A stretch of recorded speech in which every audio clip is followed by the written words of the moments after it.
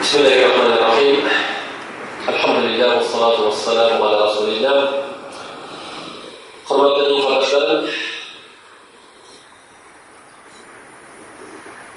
halimiz uyuz hakikatli şuşu Kur'an ayetinden hem umumen yaşayanda kişi baxtli turmuşga erişirdi. Baxtli turmuş, el-hayat saide, baxtli turmuş. Kimdir o'yi baxtli turmush ul boyliqda deydi. Daraja, karyera ul baxtga erishadi. Har boshqa turli sabablar. Ammo kishi turmushida qo'yib boylar og'ir ishga yashashadi deydi. Chunki Allohning qilish deganlari to'g'rilar.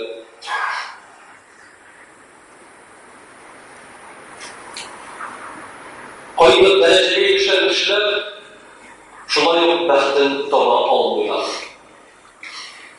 Hatto qo'yib kishilarga siz boylarning turmushida qiziqmasiz. Agar ular shekilli bo'lsangiz, siz ondan tiladingiz, ondan getirgan. Ya'ni u boy kishilar nima og'irlik kechirganini bilsangiz, siz ondan tilamasligingiz deydi. Shunday bo'lish nafs uchun baxt. Olimlar aytdi, agar biz Qur'onga, Payg'ambarimizning hadislariga qarasak, siz baxt Allohga itoatlikda qurilgan. Allah subhanahu wa ta'ala Qur'on karimda baxtli turmush haqida aytdi. Kimlarga? Man 'amila solihan min zakarin aw untha wa huwa mu'min falanuhyiyannahu hayatan tayyibah. Iymon keltirgan holda er kishi bo'lsin, xotin qiz bo'lsin. Agar u izgi amal qilib yashasa, izgi amal qilsa, biz Alloh baxtli turmush beramiz deydi. Hayot to'yga, boyga emas, yaxshi turmush deydi. Chunki baxt bu boylikqa tayinli tugul. İkinci ayette Allah Rabbimiz aytadi: فَمَنِ اتَّبَعَ هُدَايَ فَلَا يَضِلُّ وَلَا يَشْقَى. Kim men indirgan hidayatga ergashsa, u kishi baxtsiz bo'lmas dedi. U kishi baxtsiz bo'lmas, ham adashmas dedi. وَمَنْ أَعْرَضَ عَنْ ذِكْرِي فَإِنَّ لَهُ مَعِيشَةً ضَنكًا وَنَحْشُرُهُ يَوْمَ الْقِيَامَةِ أَعْمَى. Agar men indirgan hidayatdan yuz çevirse, yermese, ulanlar bir tor turmuş bulurdu, kısımda turmuş bulurdu. Hem kıyamet gününde biz onu sukur gidişten bizlerimiz. قال رب لما حشرتني أعمى فقد كنت بصيرا قال كذلك أتتك آياتنا فنسيتها وكذلك اليوم تنسى. Kıyamet gününde bu kişi aytır, ey Rabbim, neysin meni sukur etib tirgizdin? Men bit ko'raydim. Ya'ni bu dunyoda yashaganda ko'raydim. Alloh taoladan sen ko'zdan ko'rding, ammo lekin hidayat kelgach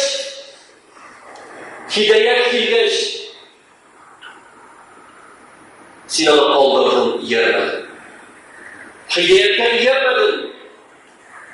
Bizlerin seni kaldıracağız. Yani kişi, eğer de Allah-u Teala'dan kelgan hidayetken yermese, o bu dünyada tor turmuşda yaşar. Her vakit onlar mesela yetmez. Her vakit qanoatsiz bo'lur. U burshida bo'lur, qo'yqida bo'lur. Ham qiyomat kunida so'qir kelish tirgiziladi deydi. Chunki bu dunyoda u hidayatga erishmadi. Albatta, har kishi izlariga tegish. Agar u turmushida baxt topmay ekan, ko'ngilida tinchlik topmay ekan, izlasin, Alloh bilan ikki orani tuzatirga tirishsin. Hasan al-Basri rahimahulloh aytadi: "Tafaqqadu halawatan fi thalathati ashya." Ko'ngil rahatin 3 aybida izlamiz deydi. Mana qo'shgan ko'nglingiz rahatlik qiyo Alloh 3 aybida: fi salati va fi zikri va fi qira'ati al-Qur'an. Namozda, zikrda, ham Qur'on o'qida. Fa in wajadtum wa illa fa'lamu anna al-bab mughlaq. Shu 3 aybida topsangiz, shunda topashaqsiz. Agar topmasangiz, bilingiz eshik yopiq deydi. Ya'ni shu 3 aybida topmasan, boshqa aybida topa olmaysan. Shin ko'ngil baxatin, rahatin topib bo'la Allohga yaqinlaydi. Allohga yaqinlayu yo'li albatta namoz. Allohni esga ol, ham Qur'on o'qi. Shunga ko'ra Alloh taolani esga olib zikr etu eng ulug' ko'ngillarni qoqlaydigan, shishlatadigan ayblardan sanaladi. Allah Rabbimiz aytadi: "وَمَنْ يَعْشُ عَنْ ذِكْرِ الرَّحْمَنِ نُقَيِّضْ لَهُ شَيْطَانًا فَهُوَ لَهُ قَرِينٌ." Kimlarki Allohni esga olmaykan, biz ular shaytonni erkin qilamiz deydi. Ular ittash bo'lardi. Allohni esga olmagan kishiga shayton ittash bo'ladi. U shaytonni esga oladi. Shayton Allah isine tushirib turib kerakmagan ayblarni uning do'tkasidan o'ynaydi. Ammo lekin kim Allohni esga oladi, Alloh taolo aytadi: "Allazina amanu wa tatma'innu qulubuhum bi zikrillah, ala bi zikrillah tatma'innul qulub." Kimlar iymon keltirdilar, ham Allohni esga olib bilan Allohni zikr etu bilan ularning ko'ngillari tinchlanadi deydi. Ularning ko'ngillari tinchlik topadi. Ham Alloh taolo aytadi: "Ala bi zikrillahi tatma'innul qulub." Nishigina Allohni esga olib, yuraklar tinchlanmasin. Alloh taolani esga olib bilan ko'ngillar tinchlanadi. Shunga ko'ra qo'shilsin, boshlansin. Qo'shilsin, o'zingga o'rin topmaysan. Allohni zikr et. Subhanalloh, alhamdulillah, la ilaha illalloh, Allohu akbar de. Alloh taolani zikr et. Shu vaqtda ko'ngillar tinchlanadi. Payg'ambarimizga salovat ayt. Shu vaqtda ko'ngillar tinchlanadi. Ham qo'yib qo'yinglar. Alloh taolaning esga oluvning foydalarini sanab ketganda 100 dan ortiq foyda sanaylar. Ya'ni zikr kishi bitkul ne'matlarga erishadi. Agar u Allohni zikr etsa. Ya'ni ko'ngildagi bo'lgan boshlarni, qayg'ularni bitiruvchi, shaytonni quvishi, baxtga erishuvchi narsa albatta Allohni zikr etib. Hamma lekin qo'shgan kishi Allohni zikr etadi. Ko'ngilda zikr etadi. Qo'shgan u Allohga yaqin. Qo'shgan u Allohni yaratgan.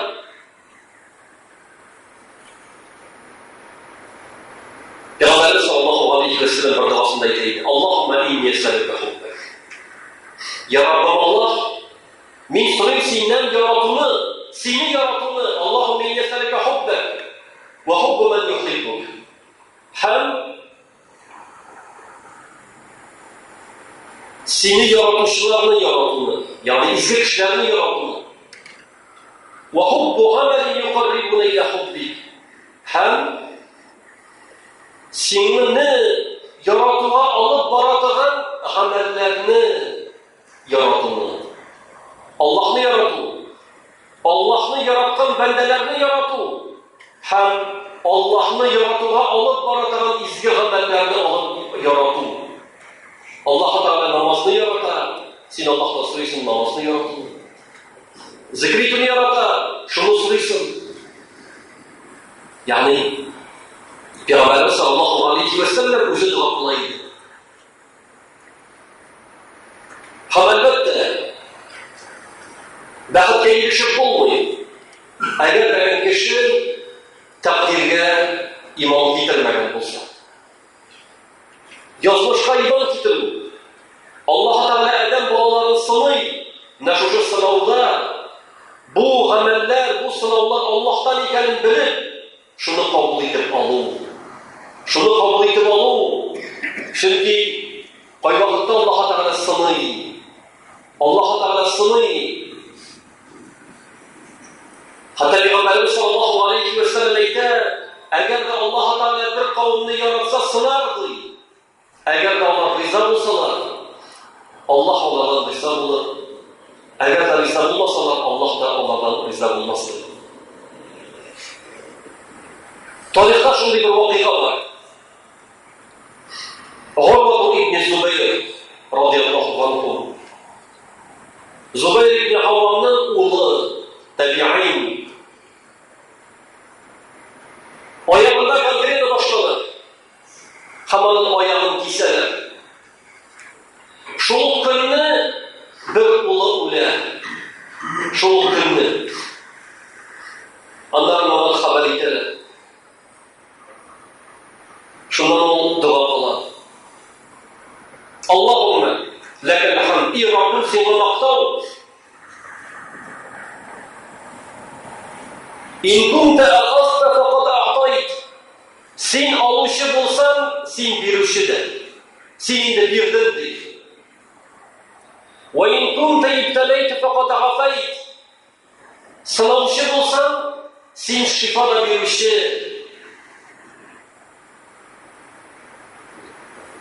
Çünkü Allah Teala ağır bilen sınadı, ham şifasını berdi. Menahtani arba'ata a'za ve akhasta qulun wahid. Sen menga 4 a'za berdin, 2 qo'l, 2 oyoq. Şunun birisini aldım dedi. Ve menahtani arba'ata abna ve akhasta ibn wahid. Sen menga 4 o'g'il berdin. Şunun birisini aldım dedi. Yani bu kişi Allah Teala bergan narsani qabul etib oladi. Allohning sinovlarini qabul etib oladi. Shunga ko'ra musulmon kishisi nashu aybini daim o'nglarga tegishli. Albatta u og'ir, ammo lekin kishining ko'ngli iymon bilan to'lsa, u uni kechira oladi.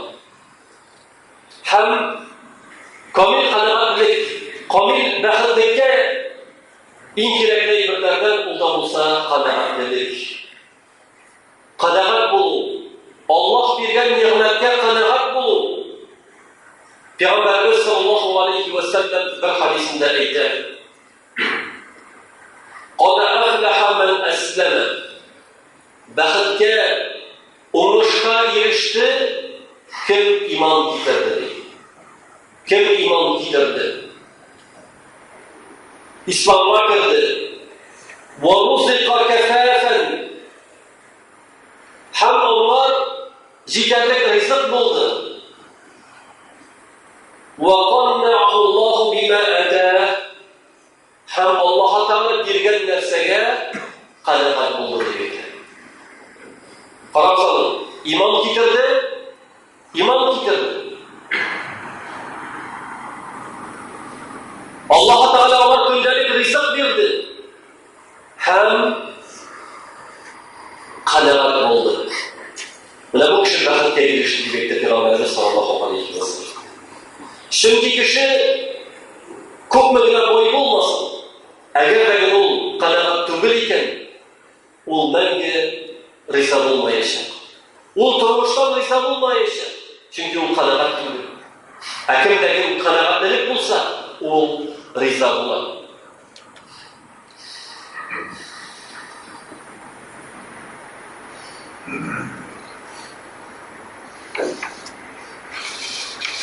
Elbette kişi bu dünyada üzerinde yaşar. O cemiyette yaşar.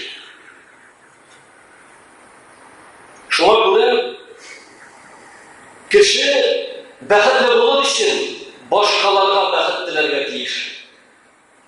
Ailede bəxtli olur için ipteşinge bəxt diler. Hatın olsa eringe bəxt diler. İr olsa hatınından bəxt diler. Aile bəxtin diler. Üzün için tügül. Başkalarına diler. Hem kındaşlı. Kındaşlı. Çünkü kındaşı ol bəxtsizlik. Kındaşkan kişi bəxtli bula almıyor. Kişi boynluğuna kızılıp, kındaşı yaşayan kişi bəxtli bula almıyor. Şuna göre kişilerge üzünge tilegendir diler. Kişilerge yaxşılık diler.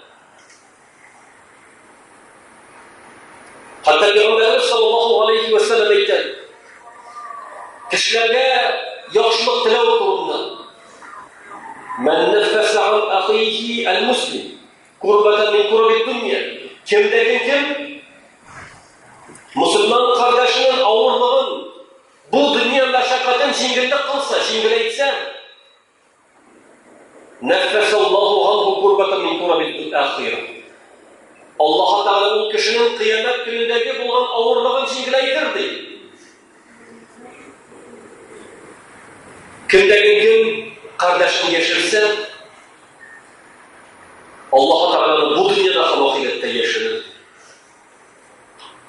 Hem Allah Teala'nın yerdemi şul kişiye bulur. Kişi ipteşine yardımcı bulsa. Eğer biz başkalarına yardımcı bulsak, başkalarına yardımcı bulsak, Allah Teala'nın yardımı bulacak her daim. Hem de elbette gıyım almış, dini gıyım almış, kişi bu eyberlerini bile almıyor. Şunun için Müslüman kişi oturga tiyiş, gıyım alırga tiyiş, gıyım meclislerinde oturga tiyiş. Peygamberimiz sallallahu aleyhi ve sellem etti. İzâ merartum bi riyâdil cenne ferta'u. Eğer de siz cennet bakşalarında yürseniz ondan alırız dileydi. Kötü, uğuşlu yerde oşak kalan şekilde şundan fayda alıp kalırız deydi. Sahabalar ayıttı, وَمَا رِيَضُ الْجَنَّةِ Cennet bakşalarına ise sunul.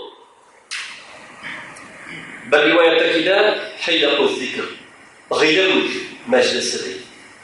Zikir meclisidir. İkinci bir rivayetteki şu Subhanallah, Elhamdülillah, La ilahe illallah, Allahu Ekber dileytirdi. İkinci bir hadistekiler meşitler bittiler. Meşitler, onlar cennet bakşaları cemaat. Mine biz Allah'ın yurtunda yıldık. Allah'ın yurtunda yıldık. Allah'ın yurdu şu meşit. Elhamdülillah, şundan fayda alırga gerek. Ola bulsa, onda namaz oku bilen, gıyım olu bilen, zikr eyti bilen.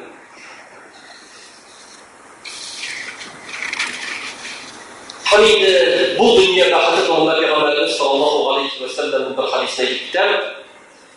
Peygamberimiz sallallahu aleyhi ve sellem bəxtinin bu dünyadadır.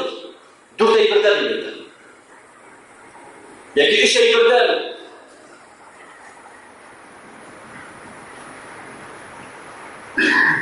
birisi izgi hatın dilirdi. Eğer sen Allah'tan tavfiqli yaxşı hatın versen, bu dünya bəxtinin bir ölüşü. İkincisi, kurkan sıyarlık yurt, erkin yurt dilirdi. Allah Teala sana yetken iken, ol bu dünyanın bir bäheti seňe. Üçinçisi, yaxşı görüşü. Bu dünya, çünkü sen görüşü bilen yaşaysın. Yaxşı görüşülekten iken, ol bu dünyanın bir bäheti. Ham koyulgan adayda ötünçisi, ol yaxşı transport deyildi. Allah Teala sana yaxşı transport bergen iken, ol dağın bir su bu dünyanın bäheti. Yani Allah'a şükür etirgemiz tiyişlimiz. Allah Teala bizge yaxşı kadınlar versin, yaxşı görüşüler versin, yaxşı yurtlar versin, yaxşı transport versin. Bu Allah'ın bir nimeti. Biz ona şükür etirge tiyiş bulamiz. Şunun için hürmetli din kardeşlerim, elbette bähet degan narsa kişi her vakitni mesela bir-birisi tilak tilaganda bähetli bo'lg'is deb tilak tilaydi. Şu kıskağına sözlerden ben anlatıp getirgetirdim. Şın bähet ol. Şın bähet. Ol koşan senin köngülün Allah'tan diğer bilen beyli. Zikir bilen beyli. Hamsi Allah'a yakınayasın. Şın bähet ol şuşunda. Şuna göre hürmetli din kardeşlerim, ne biz bugün Kurban ayetine yıldık. Kurban ayetine yıldık Allah Teala'nın ululağı için. İnşallah namazdan sonra kurbanlar çalı başlanacak. Şuna göre tırışıp şu günlerini Allah Teala'ya şu gıybetle yakalayan mümkünçiliği bulan kişi özlerinin hayvanların əzirləyən, yəki yanda məxsus urunlarına varıb qurbanlar çalsınlar. Əlbəttə onun tərkibi var. Yeşləri jitkən olağa tiyiş. Qayıqlərindən qamil bulunma, qayıqları olmasına tiyiş. Onların yine satışçılardan qarıyla ihtimal etələr. Şuna görə yaxşı salatlarını çalğanda soylab alıb, sıyırlarını çalğanda qayıqlarına qarıyıb, yaxşılarını çalıb Allah Teala'ya yakınayırğa nasip olsun. Hazır indi cemaat